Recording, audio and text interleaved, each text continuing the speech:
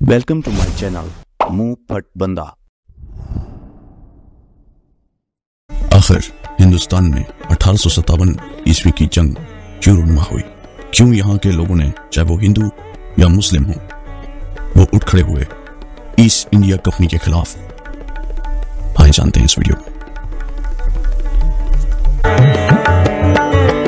East India company को हिंदुस्तान में उस वक्त इस्तेकाम मिला जब मुगलिया सल्तनत ज़वाल पजीर हो रही थी और इसके खिलाफ हिंदुस्तान के मुख्तलिफ हिस्सों में कौमी और अवामी तहरीकें उठ रही थी। एक निज़ाम जिसकी जड़ें इंतहाई मजबूत थी शिकस्ता होकर गिर रहा था। इसने माशरे के हर तबके को मुतासर किया, क्योंकि एक मजबूत और फलाई मुमलिकत के बगैर ना तो मुलाजमत का तहफ़्फ़ुज़ था, ना जायदाद का और ना मालो दौलत का। आए दिन की सियासी तब्दीलियां, हुकूमतों की उखाड़ पछाड़, खाना जंगियां और मुख्तलिफ फौजी जमातों की लूट मार ने मुल्क के हर हिस्से के लोगों को परेशान कर रखा था।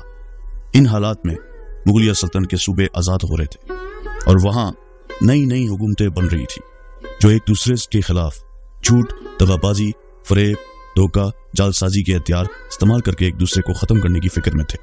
इन हुकूमतों और रियासतों के दरबार साजिशों के गढ़ थे। मुआशी अदम तहफ़्फ़ुज़ ने माशरे को इखलाकी तौर पर इंतहाई पस्ती में गिरा दिया था। चाहे उमरा का तबका हो या अवाम का, इनके सब के सामने बड़ा मसला मुआश था। जागीरदार तबका अपनी जागीर और जायदाद के तहफ़्फ़ुज़ के लिए परेशान था। माशरे की इखलाकी कदरें इसी माशरे तहफ़्फ़ुज़ की वजह से एक एक करके ख़त्म हो रही थी। लोगों के लिए मजहब, मुल्क, कौम और मिल्लत से बालातर जो चीज़ थी वो मुआशी तहफ़्फ़ुज़ था। इसलिए इस इंतशार के दौर में मजहबी तशद्दुद और तअस्सुब कम हो गया। जब लोग मुलाजमत की तलाश में सरगर्दा होते तो वो हर उस अमीर और जागीरदार की मुलाजमत इख्तियार कर लेते जहां उन्हें मुआशी तहफ़्फ़ुज़ मिलने की उम्मीद होती थी। इन हालात में ईस्ट इंडिया कंपनी हिंदुस्तान की सियासत में एक इदारे की हैसियत से उभरी। इसने अपनी इब्तदाई दौर में हिंदुस्तानी रियासतों के झगड़ों से बाकायदा फायदा उठाया और अपने लिए ज्यादा से ज्यादा मराहत हासिल की। इस इब्तदाई दौर में कंपनी के हकाम ने खुद को हिंदुस्तानी सकाफत और कल्चर में इस हद तक जम कर लिया था कि उन्होंने यहाँ की तमाम रवायात और इक़दार को इख्तियार कर लिया था। इसलिए ये लोग हिंदुस्तानी अवाम के लिए गैर मुल्की नहीं रहे थे। हिंदुस्तानी सियासत में जो रवायात, असूल और रवाज थे, ये इनमें भी इस कदर माहिर हो गए थे कि अपने इक़्तिदार के लिए उन्होंने इन्हीं तरीकों को इस्तेमाल किया जो हिंदुस्तान की रियासतों में होते थे, यानी मुआहिदों की खिलाफ वर्जी, धोखा और फरेब से अपने दुश्मनों को कत्ल कराना, रिश्वतें देकर आला ओहदे खरीदना वगैरह।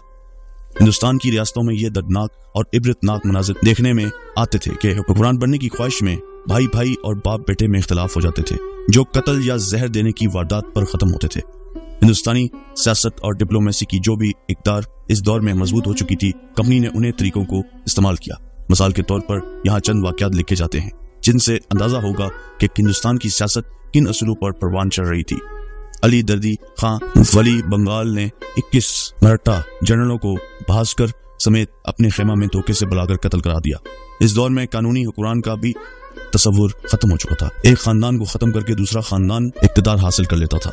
बंगाल में अली दर्दी खान ने सरफराज खान को, जो मुर्शिद कली खान के खानदान से था, हुकूमत से हटाकर खुद कब्जा कर लिया। यही हाल मैसूर में था जहां हैदर अली ने जबरदस्ती इक़्तिदार पर कब्जा किया था। अवाम इन नए हुक्मरानों को ताकत की वजह से तस्लीम कर लेते थे। धोखे से अपनी हरीफों और दुश्मनों को कत्ल कराने की आम रवायत थी। सफदर जंग वाली उद ने धोखे से कायम खां बंगश वाली फर्रुखाबाद की बीवी और बेटियों को गिरफ्तार किया और बेटों को कत्ल कराया। शुजा दौला ने हाफिज रहमत खां के कत्ल के बाद इनका माल असबाब जब्त किया, उसे कोड़ी कोड़ी का मुताज कर दिया। शुजा दौला की आदत थी कि कुरान पर कस्में खाकर इस पर मुआहदे लिखकर इसकी खिलाफ वर्जी करते। जब ये रियासतें आपस में लड़ती तो फतह की सूरत में लूट मार, कत्लो गारत गरी एक आम बात और इसमें मजहब और मिल्लत की कोई तफरीक नहीं होती थी। 1748 ईस्वी में अफगानों ने जब पटना पर कब्जा किया तो धोखे से वहां के गवर्नर ज़ैनुद्दीन को कत्ल किया और इनके बूढ़े बाप हाजी अहमद को इस कदर अजियत दी कि वो मर गया। जंग के वक्त या अयाशियों के लिए जब जरूरत होती तो नवाब व राजा महाजनों, ताजिरों और जमींदारों से जबरदस्ती पैसा वसूल करते थे और इस सिलसिले में हर किस्म का हरबा इस्तेमाल किया जाता था। अली दर्दी खान ने जब अपनी फौज बढ़ाई तो इसका खर्चा 1 करोड़ 80 लाख रुपया होता था। ये रुपया इसने जबरदस्ती अपनी राया से वसूल किया। अंग्रेज और फ्रांसीसी ताजिरों ने भी नवाब के हुक्म पर रुपया दिया। ईस्ट इंडिया कंपनी और अहदेदारों ने हिंदुस्तान की इन ही सियासी रवायात को इख्तियार किया और अपनी कामयाबी के लिए इन्हीं तरीकों को इस्तेमाल किया। इसलिए बंगाल में जहां उन्होंने सबसे पहले सियासी इक़्तिदार हासिल किया, दरबारी साजिशों, रिश्वत और मुआहदे की खिलाफवर्जी के इन्हीं तरीकों को इस्तेमाल किया जो हिंदुस्तान में उस वक्त राइज थे। इसलिए किसी के दिल में इन बातों के वजह से कंपनी के खिलाफ कोई नफरत पैदा नहीं हुई। कंपनी की फौज में अक्सरियत हिंदुस्तानी फौजियों की थी। उन्होंने ये मुलाजमत इसलिए इख्तियार की कि कंपनी ने उन्हें मुलाजमत का तहफ़्फ़ुज़ दिया। इसलिए जो एक मरतबा मुलाजमत इख्तियार कर लेता वो उसे छोड़ने पर तैयार नहीं होता था। वो कंपनी के लिए महज इसलिए जान देने को तैयार थे कि इसने रोजगार फराहम किया था, और इसी वजह से वो इंतहाई वफादारी से अपने हम मजहबों और हम कौमों से लड़ा करते थे। हिंदुस्तान की रियासतें साजिश, धोखा, फरेब और बदअनवानियों की एक मुकम्मल तस्वीर थी। कंपनी के ओहदेदार भी इससे मुख्तलिफ नहीं थे। रिश्वत लेने और दौलत इकट्ठा करने में वो हर किस्म के हरबे इस्तेमाल करते थे। जहां तक इखलाकी हालत का ताल्लुक था, इसमें भी दोनों एक ही थे। इस तरह फौजी लिहाज से उस वक्त तक कंपनी हथियारों और असले में हिंदुस्तानियों से बढ़तर नहीं थी। लेकिन एक अमर जो कंपनी की कामयाबी का सबब बना वो ये था कि कंपनी के ओहदेदार बिल्कुल खुद मुख्तार नहीं थे। इस पर एक और ताकतवर इदारा कोर्ट ऑफ डायरेक्टर्स था या इंग्लिश पार्लियामेंट की दखल अंदाजी, जिसकी मिसाल क्लायो और वारन हैं, जिन पर बदअनवानियों के सिलसिले से मुकदमात चले। इनकी कामयाबी एक और अहम अंसर हिंदुस्तानियों में कौमी जज्बे का फुकदान था।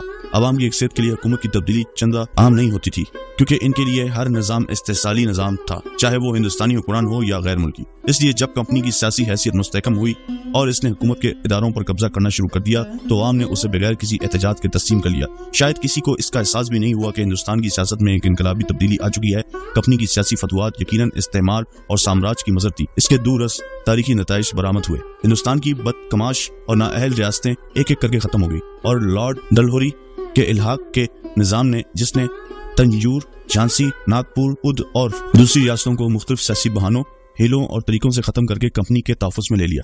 इससे यह हुआ कि हिंदुस्तानी अवाम को हमेशा के लिए इन अयाश, तबाह और निकम्मे हुक्मरानों से निजात मिल गई। ये इल्हाक तारीखी लिहाज से हिंदुस्तान की तरक्की के लिए बेइंतहा मौसर साबित हुआ, क्योंकि जब आगे चलकर अंग्रेजों के खिलाफ आज़ादी की तहरीक चली तो इसमें सबसे ज्यादा फाल और बाशऊर अवाम उन्हीं इलाके के थे जहां अंग्रेजों की हुकूमत थी। जहां जहां राजाओं और नवाबों की रियासत थी वहां अवाम सियासी लिहाज से इनसे बहुत पीछे थे।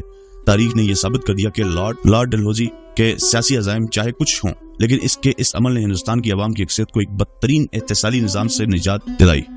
इसलिए हम उद की रियासत पर कोई मातम नहीं करते। इसका मरसिया पढ़ने वाले दरबार के मुतसलीन शाही खानदान के अफराद गोए और भांड थे जो बगैर मेहनत के वजीफों इनामात पर गुजारा करते थे। लेकिन हकीकत यह है कि अवाम को इस अंधेरे से निजात मिली जो सफदर जंग से लेकर वाजिद अली शाह तक इन पर छाया हुआ था। यही हाल कमोबेश हिंदुस्तान की दूसरी रियासतों का था। आज यहीं तक, नेक्स्ट वीडियो तक हम इसको पार्ट 2 में बकिया हिस्सा इसका पेश करेंगे। ये मैंने डॉक्टर मुबारक अली की किताब से लिया है जिसमें उन्होंने मुगलिया सल्तनत के ज़वाल का जिक्र किया। उसका लिंक नीचे दे दिया गया है, आप वहां जाकर पढ़ भी सकते हैं।